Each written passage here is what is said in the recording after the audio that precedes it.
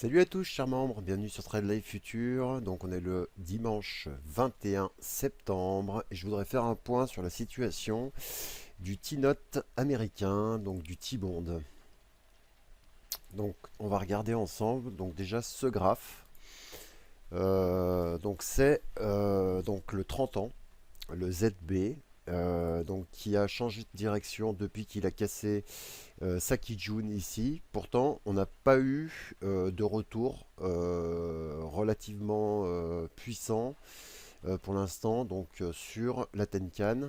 Donc, on va surveiller tout simplement la cassure ici pour, je pense, donc dans les prochains jours, donc lundi, mardi, remonter déjà vers 138. Je pense vraiment que c'est un seuil très important à surveiller qui pourrait voir éventuellement, enfin, peut-être par la suite, la cassure de ce nuage.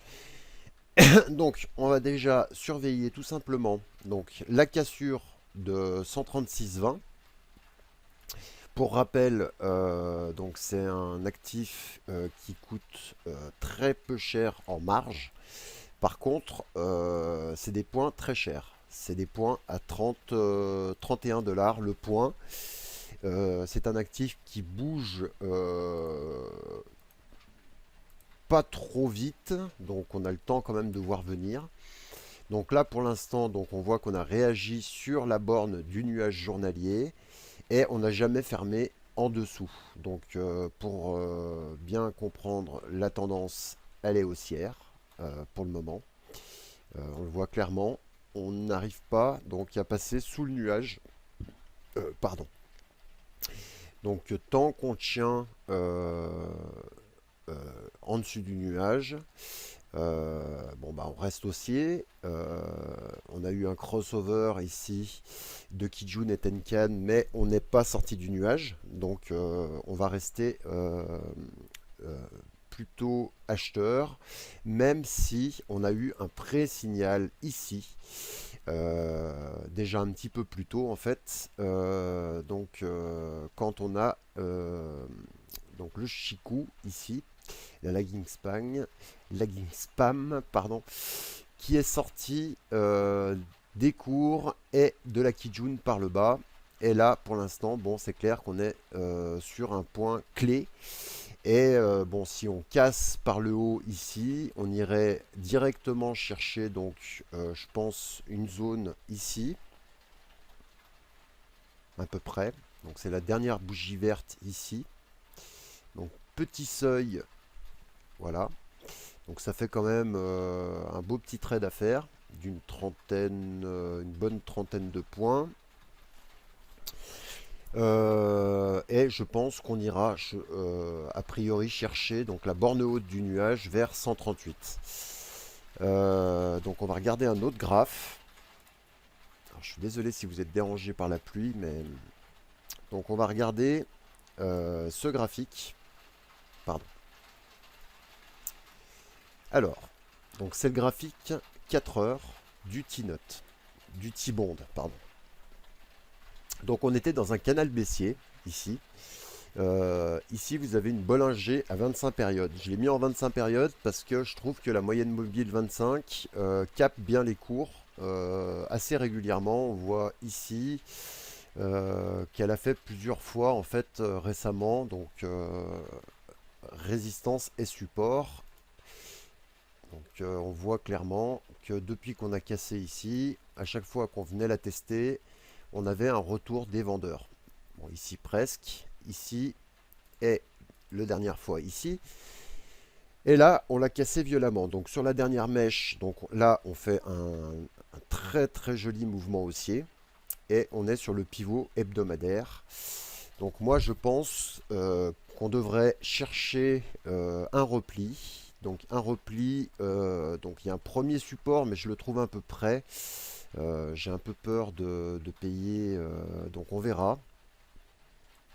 L'idéal, bien sûr, ce serait de revenir ici.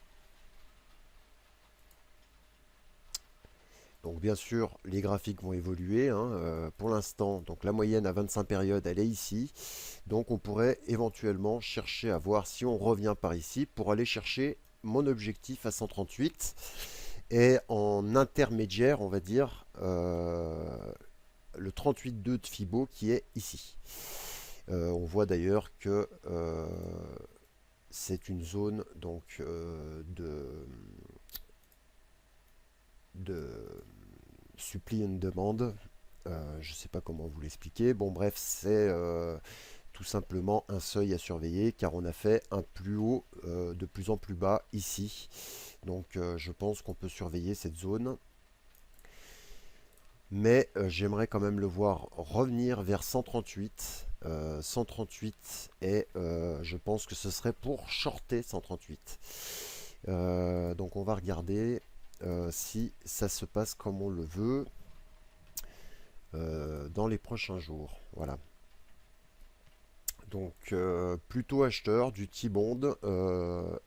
Ce serait quand même génial d'avoir un repli pour pouvoir aller tutoyer donc cette résistance. On voit d'ailleurs que c'est un beau seuil, hein. Donc résistance, résistance, support, support, support, support, résistance. Donc là, on a cassé un premier seuil. On était en tendance baissière. Ici, on invalide la tendance baissière. On est légèrement haussier, mais tant qu'on n'a pas vraiment franchi ici, on voit quand même qu'on commence à passer bullish. On a une très belle divergence dans la MACD qui est très ouverte. Donc c'est un mouvement qui était très puissant. Bon, évidemment, il fallait payer vers la Bollinger inférieure 4 heures. Bon, maintenant, c'est un peu tard. Pour rappel, ceux qui voudraient éventuellement faire du swing sur un indice comme ça, sur un actif comme ça, c'est possible car les marges overnight ne sont pas très très élevées. Donc si vous avez un peu de capital, ça peut être intéressant de rester plusieurs jours en position. Voilà.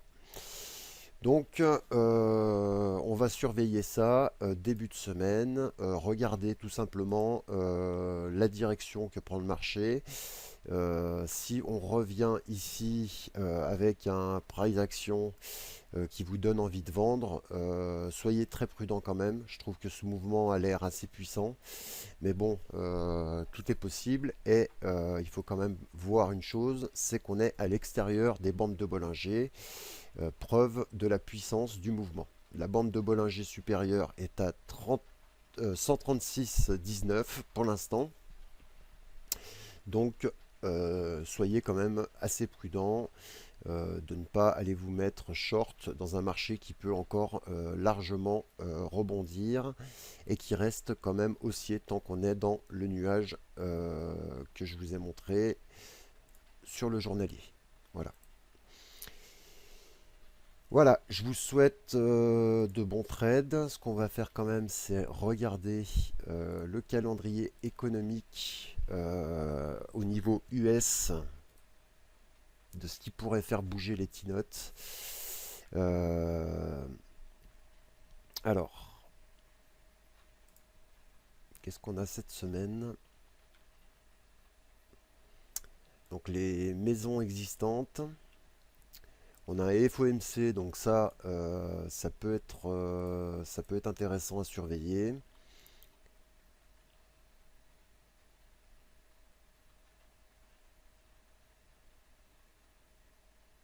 En plus, ils parleront de taux d'intérêt, donc ça peut être assez intéressant à surveiller. Donc ce sera...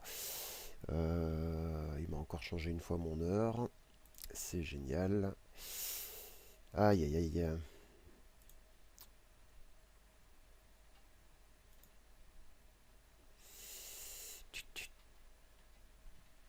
Ah non, non, pardon, je dis une bêtise. Donc ce sera donc lundi à 4h05 de l'après-midi. Donc FOMC et les maisons existantes à 4h. Donc vous avez aussi le matin ce qui devrait faire bouger l'euro-dollar, le T-bond, les indices européens. Donc Mario Draghi qui discutera, alors on va regarder de quoi. Donc pareil, il parlera de taux d'intérêt.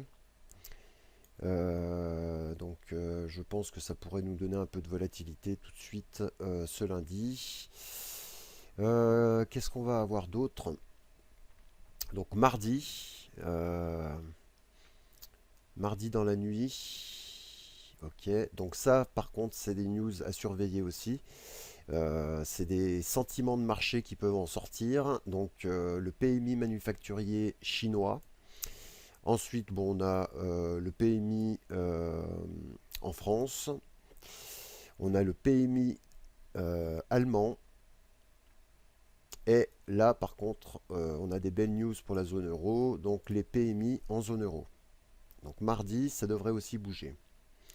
Donc apparemment, on a des FOMC un peu tous les jours. Ok.